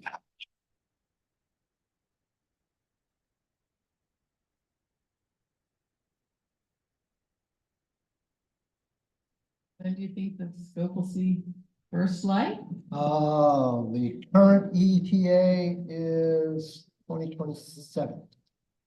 Okay, we're gonna book a trip. I mean, the elevator is in, but that fancy roof and the dome is not done. But the rest of the building is done. You really had to do a lot of work for the building. And well, they actually bought the building as well. So that 30 million is a skewed number. Beautiful. What was the building? The question is, what was the building before? The building was the Pioneer Iron Works, and they made steam engines, steam rollers for the roads, for road building, amongst other things. Yes. Quick question, is this gonna be used for public observing or for like research? Because, you know, New York is pretty polluted with light. Well, it is and it isn't. If you look at pictures you see today in Sky and Telescope and Astronomy Magazine, or in this club, where members here, I'm sure, use relatively small telescopes in light pollution and get extraordinary pictures. You can do research with that telescope. You could do photometry work because it's a difference. You don't care about the background light, but you can do double star work. You could do occultation timings with it. You can use that telescope to hunt for exoplanets, which is just a different form of photometry, right? You're looking for transits. Okay, so you can definitely use this telescope for research, and it will be made available for research if somebody wants to use it. A lot of it will depend on how well we can get the clock drive accurately working, but that's another good thing because today software makes up for image shift if you're doing lucky imaging or what's stacking of images. Right, so for people that aren't aware what that is, instead of taking 1 2-hour photo, you take 200 images over that 2 hours, but very short ones. And then the software will align everything up. You don't actually even need an equatorial telescope to do that. You can do it with an out-azimuth telescope. So yes, it will be available to the public. And here's the cool part. For over 150 years, since the 1850s, New York City has been trying at least 6 times to build a public observatory, sort of like Griffith in LA or here, the Zeiss at the Franklin Institute or at Allegheny or whatever. So New York has never, ever, and still does not have a public observatory. There are college observatories in New York and some private stuff in the area. So this will most likely be the first legitimate public observatory. And it's a public nonprofit. I mean, you can be a member. You don't buy stock in Pioneer, but it's a 501c3, so it's a public organization. Thank you. How are they able to stabilize the base of the telescope? This is the, Repeat the question. okay, I'll repeat the question. You keep the damn thing from bouncing around. Okay, we said, gee, Jana, if you're gonna put this thing on a roof, you gotta have a pier go all the way down to bedrock. That's the way it's done. And she said, no, we can't do that. I said, well, then you can do what they did with your old refractor from Columbia. They built a huge 3-story tripod out of big steel members. And they stuck it on top of that. And she said, no, we can't have these big tripod legs coming through into our big, beautiful public art space where we do dancing and have all kinds of, art stuff. You can tell I'm not an artist. So they asked that too. So I said, well, that means you got to do what was done at the Franklin Institute and some other buildings where they have a telescope up on a roof and they support it by steel members underneath, tied into the building itself. Now, that's pretty tricky. It's tricky for a number of reasons. First of all, if the building shakes, you got problems. And in fact, that's a problem at Columbia University.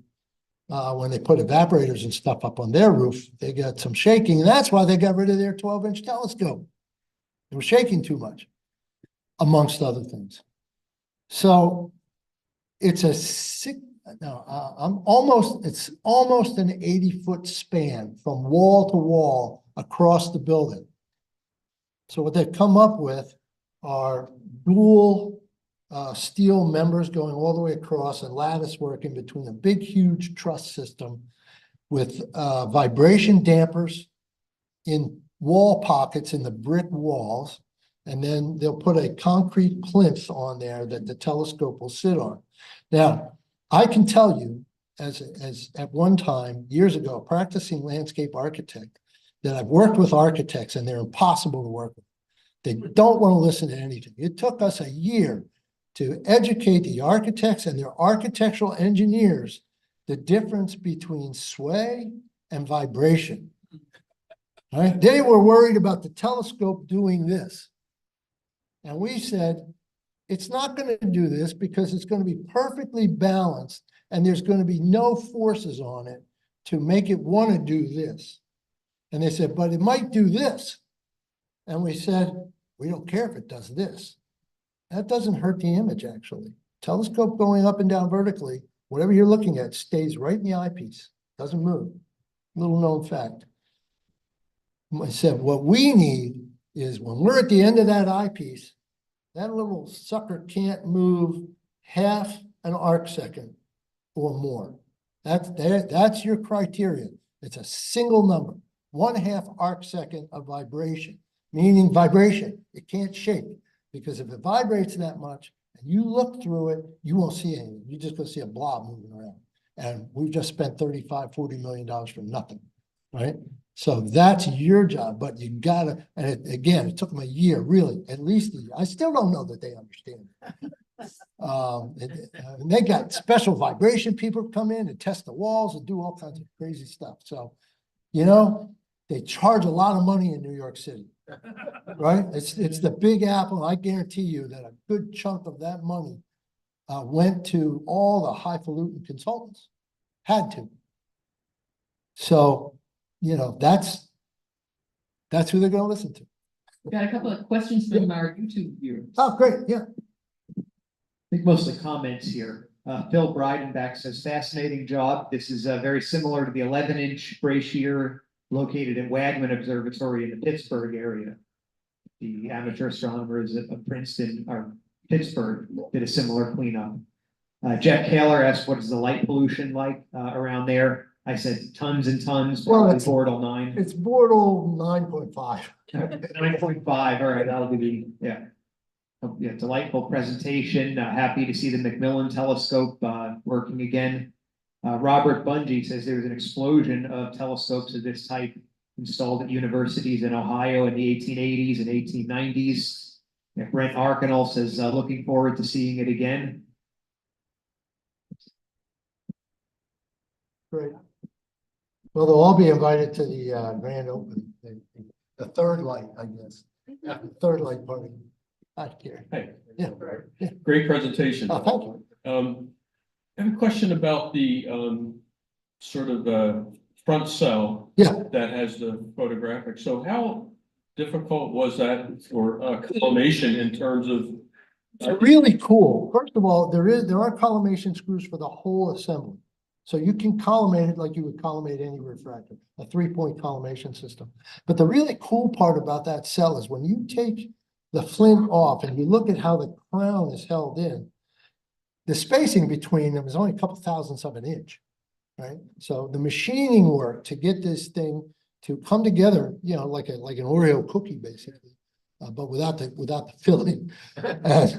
So there are these clips that are set in to the rear cell that hold the crown glass, which has a bevel to it.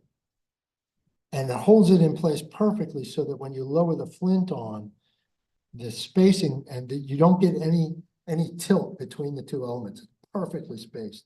I observed with it when I went out to check on it to see if this is really what we wanted. I looked at M13 pinpoint star images. We looked at what was up. Saturn was up. Looked at Saturn. Saturn looked great. Chris Ray tested it. Chris really knows his optics, or knew his optics. He's passed away, unfortunately. And he cleaned it and tested it. And he said, you know, when he put it on there, it was perfectly collimated right from the get-go. Great, So, great. And I guess if they needed to shim, they could do that like between the lens and the cell, so that as long as that the cell itself made it perfectly well, and was centered, then you shouldn't need to shim it. Shouldn't need to shim it any. What you do collimation is just adjust the 3 sets of push-pull screws. Okay, so they were built in. Yeah, they're built in. They're Yeah, built in. yeah. You can definitely collimate. Yeah, got it. Thank you. Yeah, sure.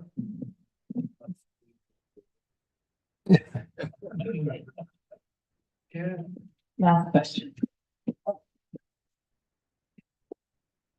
And I think you may have said this, but from got the scope out of where it was dilapidated until, you know, the point where it's bright and shiny. Well, it's looking bright and shiny and beautiful like right now. Al just finished up the clock drive a couple weeks ago, maybe 2-3 weeks ago, give or take. There's a couple little details that still have to be done that are going to wait a little bit, like the bolt system for getting the main bottom casting onto the plinth, how we're going to do that. Al's got some good ideas on how he wants to accomplish it. You know, he makes most of the decision, almost all the decisions. It wasn't his color. He wanted cobalt blue. He loves cobalt blue. But that decision was made by Jan. You know, and a committee of architects, you know, which took a year. Yeah. Billable hours, it's called. So it left the Ballwright Observatory in 23, 2 years ago, a little over 2 years ago, I think. And it's, you know, so it's like a over 2 year process to get it to where it's ready to go. Well, it's behind schedule, except that the schedule kept get pushed out because they had to raise the money. You know, so that took some of the heat off of it. Thank you so much. No, you're very welcome. Thank you.